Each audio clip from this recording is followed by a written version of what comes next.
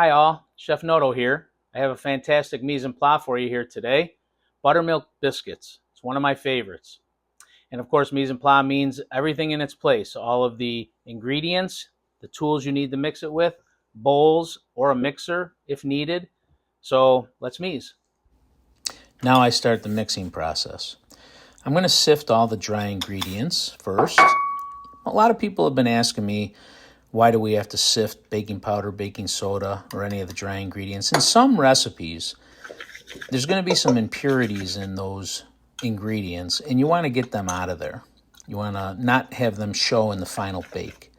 Then I added my hard butter, which was in the refrigerator until I just started this video. Mixed it a little bit with that Danish whisk. Then I used the pastry blender to get the butter very small into the flour and added the buttermilk. Here we go with the Danish whisk, and now I'm just folding.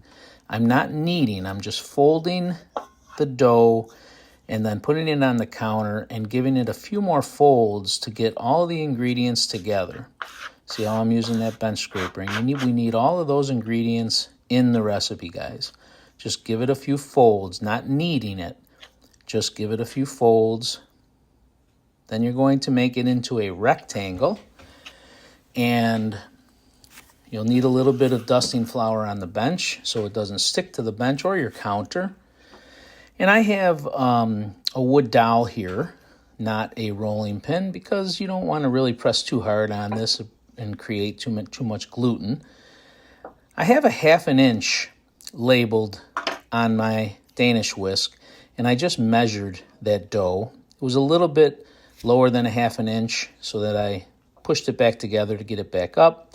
Now I'm cutting the scones out with a cutter, and I'm not twisting it. You cannot twist your cutter when you're cutting the biscuits out, because then you'll seal the sides.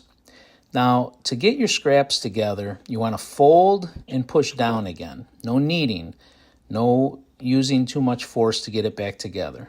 Then use your cutter, cut again, fold it up, do it again. I got 7 biscuits out of this recipe with a 3-inch cutter.